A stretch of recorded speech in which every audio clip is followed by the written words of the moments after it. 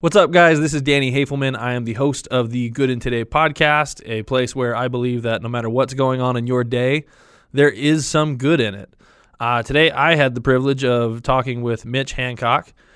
He's someone who I had the opportunity to go to high school with, and he and I haven't been on the same path, but we've been on, I would say, parallel paths where we both had our ups and downs. And I think you're really going to like this conversation.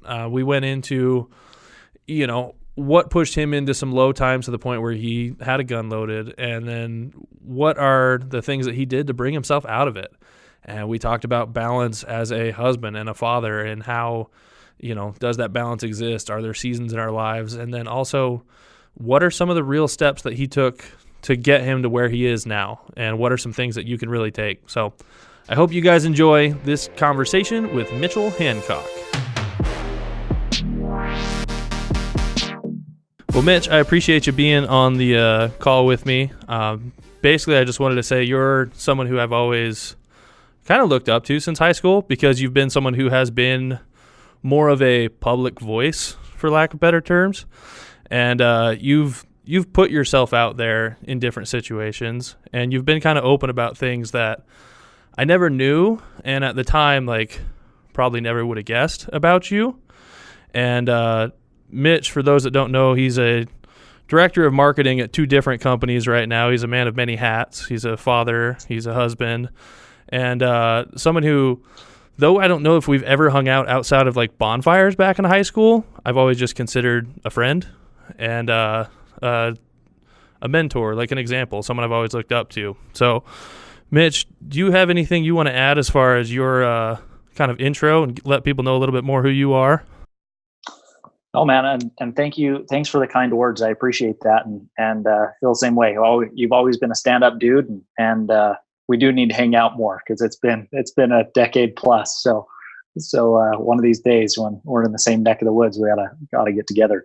But as far as what I do, I've got, like Danny mentioned, I've got two different companies that I'm the director of marketing for. One is a coaching company called Master Your Power Within, which is a whole lot of fun. And then another one is a new company that we're just launching called Health Sync Global, which is in direct sales and nutritional products and things like that. It's super exciting. So that's what I do. That keeps me busy and off the streets. Okay. Well, one of the big things that I initially was drawn to talk to you about was you put up a few posts on Facebook over the last few years. You've talked about it a few times, but you were someone who, from the outside looking in, I believe you were a class president. I don't remember for a fact, but I'm pretty sure you were. Yeah, and senior class president. Yeah, and you were someone who has always been positive, at least outwardly positive. But you talked about being, depressed to the point of suicidal at times in your life. At what age did you start to recognize those kind of things? Yeah, so when I first started to kind of slip into some depressive habits and things like that, it was the year right after high school, and some of the kind of the circumstances that were surrounding that was a lot of my friends were going off to college or going serving service church missions and things like that, and for that year after high school, life was just changing for me. A lot of just kind of what had been foundational for me was getting shook up. And in that process, there's a lot of different things that we can talk a little bit more about. But things started to shift, and my world kind of got rocked in a lot of different ways. And I found myself in a pretty serious depressive state where there were times where, one time I actually had a gun locked and loaded that I was going to use to end my life. And I view it as the grace of God or the universe or whatever your belief system is. But I think there's some divine intervention that is why I'm still here talking with you today, and can be a pillar of strength in other people's lives. And I'm glad to be here, and I'm glad that gone through some of those things so that I could help people come through the other side. Yeah, and if I can be blunt about it, I mean, when you were at that low point, is that something that you think was building through high school and you just weren't aware of it? Or is it something that truly just so many shifts happened after high school that it just kind of rocked you then? It seems like throughout high school, I was fairly even keeled. I mean, as even keeled as any teenager can be, Yeah. you know. And so I think it was really just that life shift afterwards of trying to refigure myself out of like, what am I doing? Because I knew that I wasn't going to head right off to school, and just making some of those life decisions and things changing. So I don't think it really was residual through high school. It was kind of a like sudden dropped in my lap type of a feeling, at least from my recollection. Did you serve a church mission? Yeah. Was this pre or post mission? Beforehand. Okay. Yeah. And so I think that's one of the things that really helped me was that I had a dramatic life change of going out and serving mission field and having the opportunity to focus on other people, and get out of my own head and be able to go in that direction in addition to changing a lot of my habits, because I think that a lot of it came from so after school, like I can, get out of high school, I'm working full time, but then I'm like, oh, well, I don't have to go to school anymore. So I'm going to stay up till 3:00 in the morning, or I'm going to do like, I think that it was a combination of a lot of my physical habits, some of my spiritual habits, as well as just how I viewed life and the stories that I told myself. Because I think that some of the things that I was telling myself, I know, because some of the things that I was telling myself was like, you're a burden to other people. Like I was telling myself this garbage that was like, you don't, like, what value do you provide? Like all your friends are gone. Like you're not of value. And I had this like tape of like failures playing inside my head of like, you made this mistake, you're doing that wrong. You're like, just kind of the self-doubts that I think are fairly common for most teenagers, and even, people carry it on later on in their life, of just wondering like where their self-worth is at. Does that make sense? Yeah, that makes sense. And for me, it reminds me of one thing I had the chance to be a part of. There's the American Foundation for Suicide Prevention. And one of my good friends was actually like the president of the Arizona chapter for a couple years. And they had an event here where it was like a 5K walk, but essentially parents who had lost their children to suicide got up and told their stories. And one lady who had lost her son, she basically got up and read his letter that he left to her. And she said, I know this is hard, but one of the biggest gifts that I can give you as a parent who's been through this is for you to know that in the letter he wrote her saying, Mom, I'm doing this for you. I love you so much, and I don't want you to have to worry about me anymore. So I'm no longer going to be a burden on you.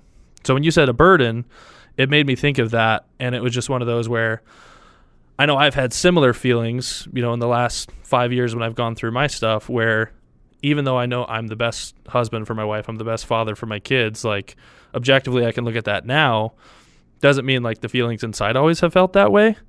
And it's been a big lesson that I've had to learn of, even though I've had times where I thought like maybe they would be better with someone else. Like, I don't know. I like that you tie it back to it's self-talk.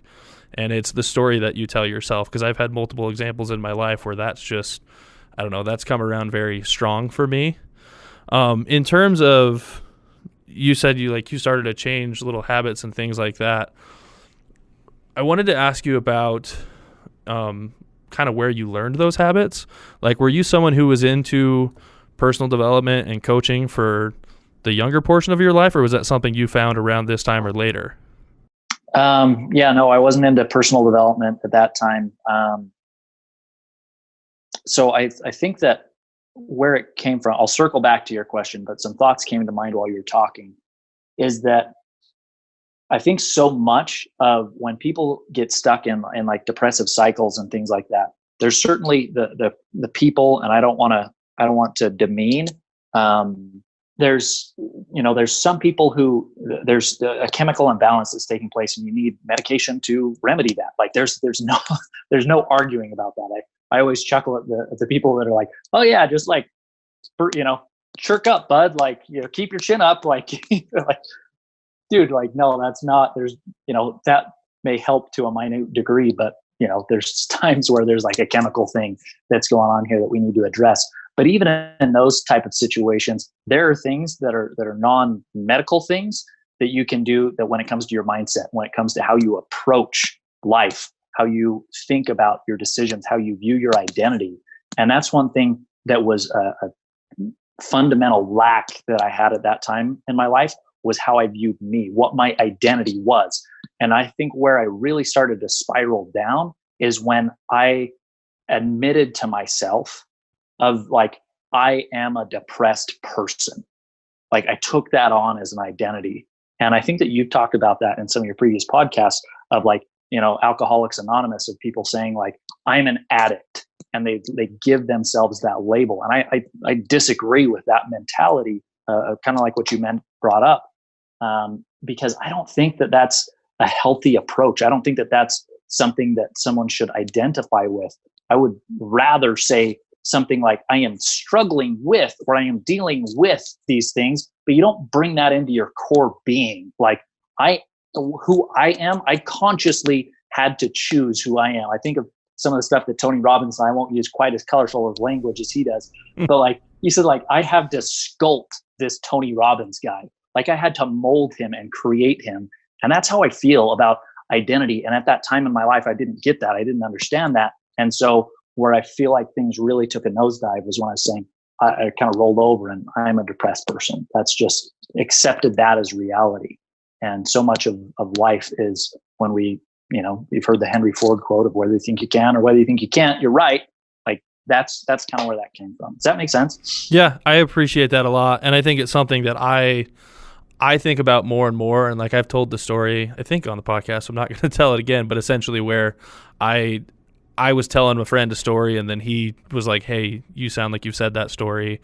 And essentially it was the first time for me that it was like, oh, like, all right, I'm making it all up myself. Like it is truly on me at this point. And just that little shift allowed me to basically just say like, all right, like what are the things I do have to tell myself?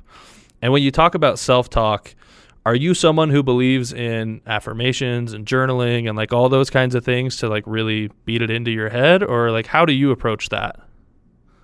I have a series of affirmations that I'll do when I'm starting my day, specifically when I'm starting my work day, to just kind of help snap me into the zone. But I'm not really like, I remember when I first tried doing affirmations, I had read a book called The Ultimate Sales Machine, which for anyone who's running a business, that's like, go get the book. It's by Chet Holmes. Anyway, incredible book. At the end of that book, he talks about doing affirmations and like recording those and like wearing headphones and listening to that as you go to sleep. And I remember like the first round of affirmations that I did is like, I'm the best salesman in the world. I'm the da-da-da. And I like, it just didn't seem genuine to me. And so I kind of stopped. So more like the affirmations that I do, I really like, I don't feel like those are the end all be all. There's other things that come into play. But like the affirmations that I do say, gosh, now that I'm on the podcast, I forget, like I've got these things memorized, but it's like I'm an instrument in the hands of God. My family is bonded, affectionate, and filled with passion. Money is a tool to serve others and flows to me easily as I serve. I'm building $100 million company. Like those are some of the affirmations that I say to myself when I'm starting my workday to just help get me in the zone and get me focused. But I think that in general, like affirmations are great because they can literally help rewire your brain. But if you don't change your physiology, so if you're sitting back in your chair, like, yeah, I'm an instrument in the hands of God. I'm a great husband. Like if you don't change your physiology and you don't like adapt, then and bring that intensity to the table, like your body knows you're lying. Like, so there's three things that we've got to focus on is language. Like that's one aspect of it. But then we also need our physiology and we also need our focus to be in alignment. Those are referred to, and Tony Robbins talks a little bit about this as the 3 pillars of state. My mentor, Brandon Broadwater, teaches a lot about it. So those are the 3 things that I kind of lean on. And when people focus on affirmations alone, I'm like, you only got one of the 3 pillars. So that's kind of how I view stuff. And when you talk about it was affirmation, physiology, and then focus, right? Was that the three? So language, physiology, and focus. So like when you talk about focus, is that just having like clearly intentioned goals, or how do you attack the focus side of that? Yeah, so focus, there's a whole subset of things that can go on that focus category. One is the questions, quality questions, and it kind of ties back into self-talk a little bit. But if you ask yourself questions like, why am I so fat? Or why am I overweight? Or, how come I can never, get things right in a relationship? How come I'm not, succeeding in business? Your brain, your reticular activating system, your RAS, will literally find an answer. It's like a computer in your head that's like, all right, well, the reason why you fail in business is because you're a dropout, Mitch. The reason why you're overweight is because you've got no self-control, Mitch. Like those things, your brain will find a response. And so elevating the quality of questions that we ask is a massive thing. So when I was going through depressive episodes and serious bouts with depression, the quality of questions that I'm asking myself is stuff like, do I even have worth in this life? Should I keep on living? Like that's such a low quality question that when I change to a higher quality question of like, what value can I bring to other people? What can I do to uplift this person or serve their life? Like those questions are critical. So focus can be questions. Focus can be clearly intentioned goals. There's a whole litany of different things that could go in that category. Okay. And we don't have to stay on like affirmation stuff for a while, but it's something that I'm always curious about because I know some people, I feel like, don't ever get past the stage where I think we all start of like, this is fake and this is stupid. And then there are some people who just live and die by them. And they just know that like, without these, like I'd be screwed. So I kind of was just curious where you fell in that range. Moving on a little bit in terms of, you went on your mission. I'm assuming, your faith has been a big thing in helping you, be guided to next steps. I from what I see, you're a man of faith, at least on social media. You're very open about it, where you're never pushing it onto people, but you're very open about your beliefs. How much of, the work that you've done to help yourself do you believe comes with spirituality? Because for me, it's something that I'm presently really trying to define, like what is my version of spirituality and like what do I believe right now? Because we've grown up in a same faith, but I don't know, I have things right now where I'm so curious that I just kind of want to talk to everyone. But as someone who's grown up in that, like how much of your decisions and you changing the trajectory from going super depressed to the high points that you've gotten to and the things you've been able to accomplish, like how much of that do you attribute to your faith and spirituality and actions you took in that road? I think that it's the catalyst. And growing up, I don't think that I really lived my faith. I don't think that I really it was just kind of like, yeah, I'd go to church on Sundays because mom and dad make me type of a thing. And it wasn't until I kind of hit 17, 18 years old where I started to like really explore and understand what my faith was all about. And I think that there's a difference between, like fundamental faith and spirituality and religious observance. Because people can follow a religious observance or a religious practice or worship schedule dogmatically and not actually have connection. And I think that that's true. And I think it just comes back to the approach. Like, what's the approach? What's the intent that you're going to attack this thing with? And I see this a lot in our coaching company. Like with one of the things that we coach people with is real estate investing. Most of the questions that we get have very little to do with real estate and very much to do with someone's mindset and approach about real estate. I've got one of my marketing coaches that I learn a lot from says very similar things of like, as I'm coaching people about marketing, has very little to do with online marketing, has a lot to do with what goes on between their ears, has a lot to do with how they approach things. And if you don't clean that up first, then it doesn't matter. You could have the best marketing system in the world. You could have the best, real estate investing training in the world. You could have the best church in the world or the best religious organization in the world. But unless you get kind of what your framework and your approach is, unless you get that clear, it could all be garbage. Or it could be the best thing in the world. It kind of comes back to how you approach the framework, because two people can go through the exact same situation and one can come out on top, one person can come out on bottom, one person can say that changed my life, another person could say like that had no effect on me. And the difference is what kind of goes on between your ears. Yeah, I appreciate that answer. It's something that I know I'll be kind of diving into more with people, just because it's something that presently just piques my curiosity of just where people put that kind of stuff in terms of priority, and how much of the work people really feel like they were able to do. I don't know.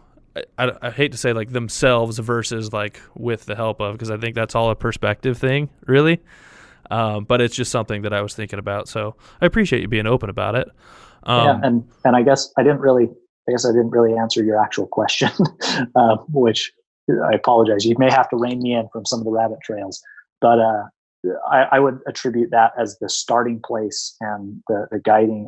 I think that faith and things like that not only are the starting point, but it also is major course correction. And I can tell you there's been a lot of instances in my life where that, call it God, call it grace, whatever a person's belief system is, has stepped in and has helped redirect me down a different path on multiple occasions. And I'm kind of at the point in my life now where I've had those kind of experiences where I'd be crazy to, like, in my own experience, be like, there's nothing out there, like I've got a lot of very real experiences to back up, how I feel.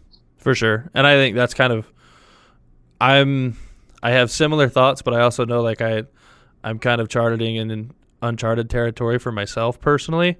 And it's just one of those where I had a point where I was just very much like over religion, period. And then I hit a point where I was like, well, even if I don't believe in all the things happening and I don't believe in, per se, like things being historical, if I can look at any organization and just say that, like, if I view it as personal development, meaning people show up every week with the intent to become better versions of themselves, I can appreciate literally any of that. And I think that was something that I kind of had to shift in my mind. And I still, yeah. Anyway, it's an ongoing thing for me. So I appreciate your opinion on it. Yeah, dude. Talking a little bit about, like, once you were back from your mission, like, one thing that we don't have to like dive into relationships or anything like that, but one thing that I'm very curious about is people who have struggled with these things at a younger age and then met their spouses. Like, when were you open with your spouse about the fact that like you had these hard times, or like did it even come up in the beginning? I think, I don't remember exactly, but I think it was early on in our marriage. Because that time, so from the time about 18 to 21, I put in just massive amounts of work into myself. And I think that one of the best things that actually ever happened to me was on my mission. And the dude that I was partnered up with, our companion, I had a guy that I worked with who he was massively depressed. And so I kind of didn't have the option. He like out depressed me.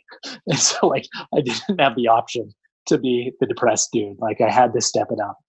And that was a really good turning point for me.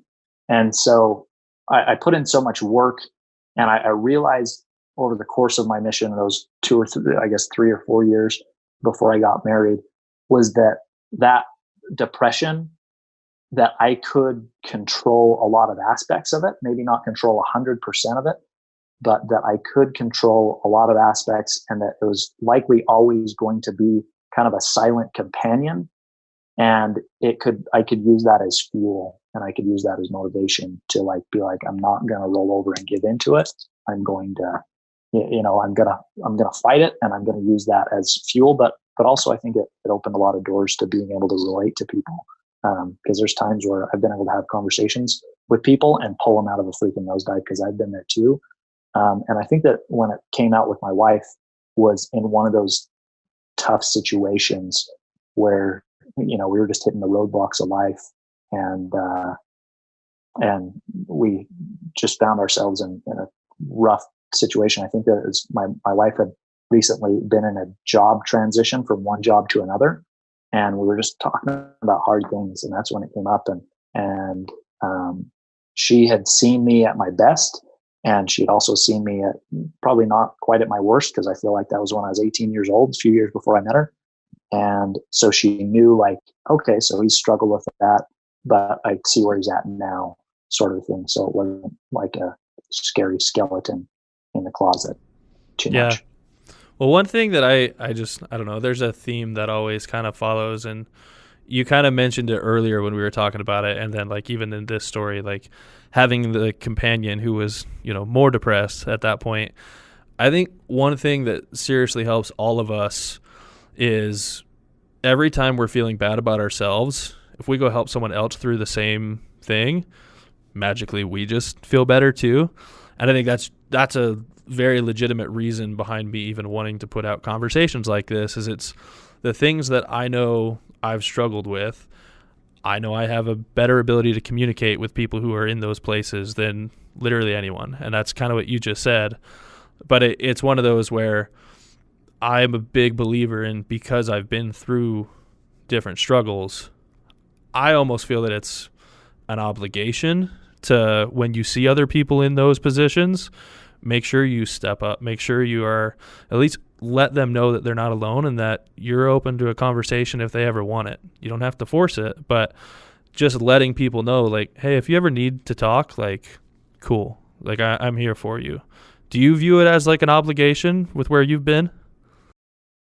Yeah, I don't know that I'd use the word obligation. I view it as more like responsibility, like privilege. Those are some of the words, because sometimes people can have like associate obligation in a negative sense, but I think I get the spirit of what you're saying.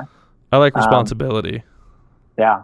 And I think that, 100%. Basically, I agree with that totally. And I forget where I heard this, but I was listening to some radio show at one point, and it was just one of those weird situations, like by chance, where I came across this radio show, and the guy who was talking, he was using some sort of sports analogy, and he said, like, your pain becomes your passion.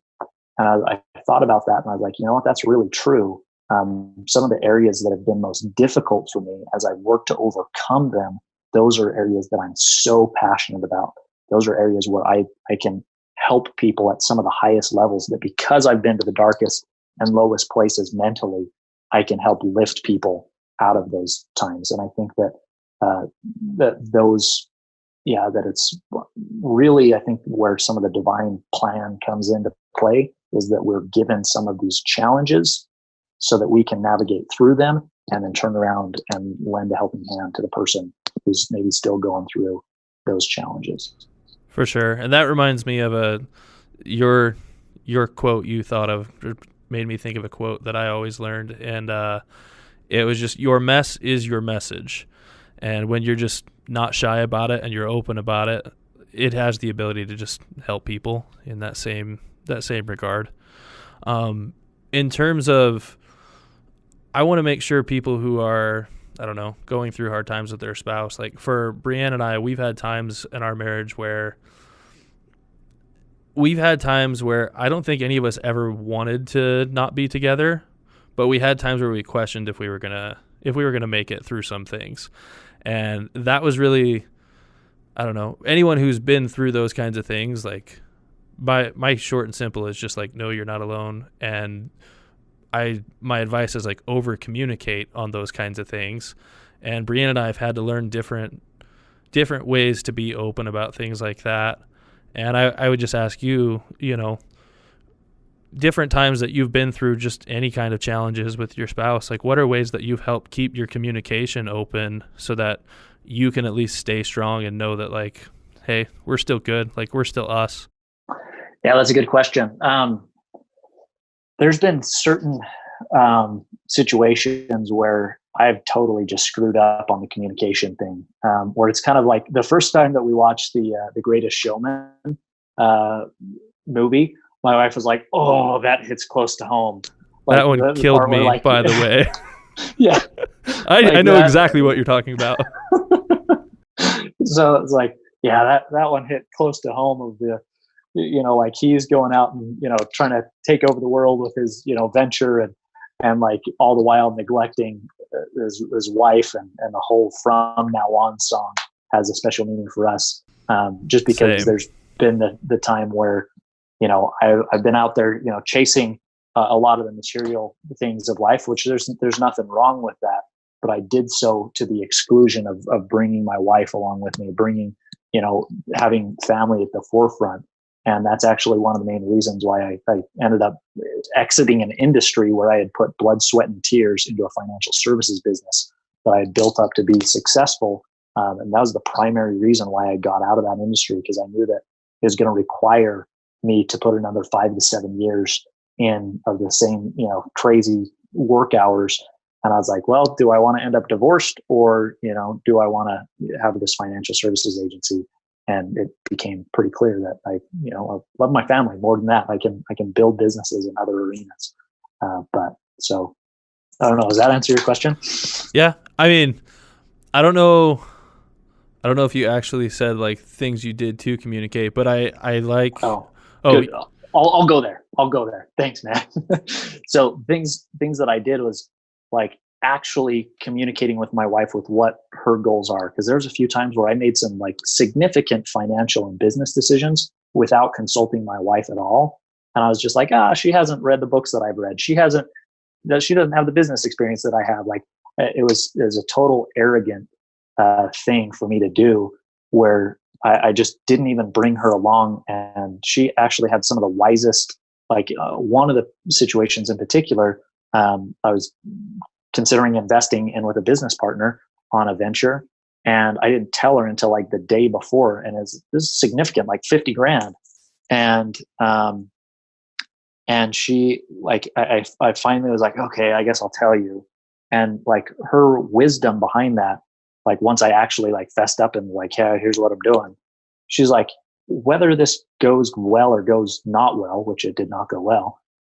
She's like, if I am the roadblock in inhibiting you from doing this, I know that you want to do it. Like, I would rather like have this blow up in your face and have you know that I was standing by you than to like tell you, no, I don't want to do this. And like just the wisdom and some of the things that she shared was like more wisdom that I got from all the books that I've read and the business experience that I had. And so just being open about stuff and not playing the games of like, well, I'm going to sneak this expense under the radar and I'm not going to tell her about what's going on there. Just being partners in life is a big deal. For sure. Our wives are smarter than us, Mitch. For sure. But it made me think of, as you're talking about like the decision of, do I want to essentially just grind for the next 5 to 7 years kind of thing. I really appreciate that you bring up wanting to know her goals in with that too, because that's been a big thing with my wife and I, is figuring out not just what do I want to accomplish in my career, because sometimes I get lost in the trap of like, yeah, but my career is going to be the thing that like provides for everyone. Like it's for everyone, but also like it's kind of for my ego, and really my kids don't care. They just want me home and that's it. Like they just want to see me, because we started young. We were married at 19. I already have a 7 and a 9-year-old. They'll be 8 and 10 by September. And like, I only have 10 more years with them and then they're going to go. I don't know where they'll go. They'll still be my kids, obviously, but they won't be in the house more than likely. And it's like, okay, this is a season of my life where I need to work really hard, but I also need to make sure that my priorities are in line. And being able to communicate with my wife, like, what are your goals? Like, my wife happens to want to move to New York City. And I'm like, well, that one's going to have to be a little bit down the road, because I have some things I want to do here, but I want to make sure that at some point in our marriage and life, like I get to give her that, because that really is important to her, like in a non-joking way. Like she wants to live there and I want to be able to give her that. But it's something that we've had to learn to talk more and more about, like, what do you actually want to accomplish? Like, what's the purpose behind this thing you want to accomplish? And like, is it what's best for right now? Is it what's best for the long run? Is it what's best for the kids long term? Like, there's a lot of little things in there, but your wife being able to stand by you and just say like, hey, even if it blows up in your face, I just want you to know like I was next to you. I've very much had similar conversations with my wife as well. So moving into just, the practical side of like things that you see people doing, I just wanted to ask in terms of, you work with multiple companies. Both of them seem to be focused on fixing the mindset, helping people think bigger, and helping people really kind of get clarity on different things. In terms of, you have one that's actually like an in-person event that goes for 3 days, the Master Your Power Within. Mm-hmm. I want to know from your perspective, how important is it to actually attend events in person versus actually just reading about them or listening to podcasts and things like that? Like, where does that fall in priorities in your world? Yeah, great question. I think that attending events in person, it kind of goes back to what I mentioned, like the 3 pillars of state, where you've got language, physiology, and focus. That live in-person events, you really get to engage in the physiology type of level, where you're like there, the atmosphere, the people, like the connection that you can make at a live event is just like unforgettable. Like, I've made some lifelong connections at some of those events just because like you get to share some of those like powerful, magical moments together. But I think that the other aspect of it is just the commitment level, having skin in the game of attending live events. And I know that you can, buy $1,000 program and go through a masterclass and stuff like that. And those are great. We have those too. But there's no substitute for the transformative type of experience that can happen at some of those live events, whether it's one of ours or something awesome like Funnel Hacking Live with Russell Brunson. Like those are like killer type of events, or Tony Robbins event. Like, those are amazing events where people's lives can change, and it's difficult to do that through a digital or written type of medium. I agree. What are some of the things, like if someone actually went to like a Master Your Power Within event, are there certain little things that people will, like, is there anything you could give as like a takeaway of like, here's small actions that we just ask people to do that kind of helps them shift the story they tell themselves and things like that? It's a little bit tricky to answer that question, to kind of compile however many hours it's like a 12-hour day. Every day there is no joke. Like, Brandon's up on stage 12 hours and it's a lot of content. A lot of like big ahas that people have is when they get the understanding of how, I've mentioned this like the 4th time that I've mentioned it, but those 3 pillars of state, that's a big deal for people. We also have a section of the event where we talk about the edge, and that being kind of like the edge of our comfort zone, the edge of where we're comfortable, and how to cross over that threshold and really break through. And that's where a lot of people get stuck, is that they approach these edges in their life. They approach these places where, like, if they were to take the step, it would just be a game changer for them, but they end up retreating. They end up going back, and they don't take that leap. And so it's kind of a challenging thing. So those are some of the things that are fundamental, of like from a personal development standpoint. From a financial standpoint, we've got a thing called the Prosperity Quadrant. We've got some videos on YouTube if you guys want to check it out. You can just Google Prosperity Quadrant and learn about that. But understanding the mindset that goes into money. There's so much of mindset that goes into everything of what we do. That's why we call it Master Your Power Within, because if you can knock down that domino of winning your internal battles, if you can actually master what's inside you, then like the sky's the limit, to where so often the limitations that we hit in life are our own limitations, self-imposed limitations that we put on, whether it be our finances, our relationships, things like that. And so some of the takeaways, there's just a lot of different things that really jump out at people. But I would say that those are some of the key ones that really resonate and have those light bulb aha moments. Yeah. Thanks for answering my super loaded question. I know that it was not a good question, but I appreciate it. One thing that how do you actually integrate things? So meaning you go to an event, you get psyched up, you leave. A lot of people never do anything with it. Same with if I listen to a podcast and I hear about this new thing. How do you personally approach like actually putting new skills into practice? That's a good question. And there's been a lot of research and study done on the speed of implementation. Like the quicker you can implement something, the better. One thing that I think a mistake that a lot of people make is, and I apologize for you and everyone that's watching, it's hard for me to not go into coaching mode. I don't know how to Go do for these it. interview things, but I think that's something that a lot of people struggle with is that they come up with a to-do list that's a mile long, and not all of them need to be done right now, and they try and do all of it at once.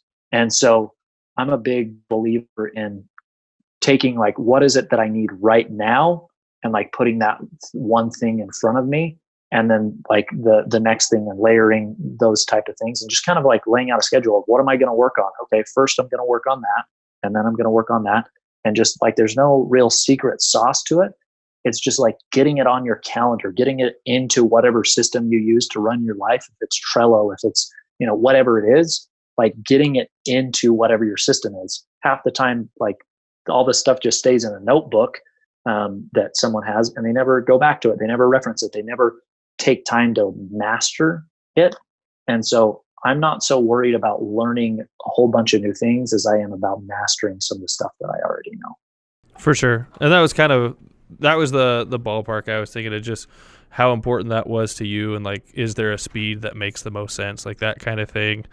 I think that's really like, I don't know, I appreciate you being on. Like, this is just, it's been what I wanted from the conversation. Like it's just one of those where I appreciate Coach Mitch showing up and just kind of saying like, hey, this is what I've learned, these are my experiences, and just being open about it. If people want to learn more about you or the programs you're involved with and the things that you're doing, like, where's the best place for them to go? Honestly, I'm not pushing any of my any personal brands right now. And so if you want to connect with me, just hit me up on Facebook. That's the best way, Facebook or Instagram. I'm pretty sure that my handle is just at Mitchell Hancock, something like that. Do a Google search, look for this ugly mug, and you can come across me that way. And when I, if there is something that I'm working on that's like the offer that I think that my audience would really resonate with, then I'll hop on. I'll do some Facebook Lives. I'll do stuff like that. So my personal page is kind of where it's at. With the other brands that I'm pushing and moving out there, I have no desire at this juncture to be like, yeah, I'm gonna like build out my own brand right now. So just hit me up on Facebook or Instagram would probably be the way to go. Cool. Well, before I ask my last question, I just want to acknowledge you as, again, just someone who I've always appreciated, just the openness and your ability to just spark up conversations. Like that's really something that I think you do as well, or better than most people I've ever come across, is just opening dialogue and being able to hear both sides without having any sort of emotional attachment into things, and letting people talk and vent, and being able to tell your own story. And I think there's so much power in that, and I wish more people, I'm not someone who believes everyone should talk about their story publicly. I do believe everyone should tell someone. But the parts that you've put out there, I'm just very appreciative of, and I appreciate that you just have always been someone who thinks big. Like I look at the people we went to high school with, and there's a few people who stand out to me that you can tell that they've actually always gone after something. Like they've gone after what they wanted, and you're one of those people for me. So I just want to acknowledge you for that and say I appreciate what you do. Thanks, man. I appreciate it. Those are some very kind words. And then my last question is, what is something you do every day to make yourself happy? Great question. I have a ritual that I go through, and I think that in a way in which rituals are different from habits is that rituals have like conscious meaning. Like I could have a habit of brushing my teeth, but like that's not something that means a lot to me, other than the fact that I don't want my teeth to fall out. Like having a conscious ritual where I don't just like hope that I'm going to be in a good state or hope that I'm going to be happy, but like I demand it. I do things to intentionally prime myself for that. So what that routine looks like is that I wake up, I exercise, I try to stay off of social media while I'm exercising, just because you can get lost in Scrollville, and just seeing everything else. And I'll listen to some sort of personal development. I listen to something that's spiritually related, that's faith bolstering. And those are like those two things. I probably spend about 15 minutes in each area. Those things prime my mind so that I'm in the right mindset. I found that when I don't do that stuff, what ends up happening, if I'm just like scrolling through Facebook, I'm going to see some political article or something. I'm like, man, people are idiots. And like, it just changes my emotional state. So I make sure I start my day off where I'm primed for a peak emotional state, where I'm primed to just be happy. And then there's some other stuff that I do. Oh, here's something that people can check out. Here's a value. Go to healthsyncglobal.com/Zona, and that is part of my morning routine. And that's kind of you guys can check that out, listen to it. It's a 15-minute, 16-minute audio. And that goes through some of the quality questions that I ask myself every morning. So awesome. Check. Well, again, I appreciate your time, Mitch. Is there any other closing words you want to leave people with, or are we good to go from there? Yeah, I'll share this, is that so much of the story that we tell ourselves can impact the direction of our life. And so if you want a different outcome in your life, then start telling yourself a different story. One day I'll write a book about this stuff, but I'm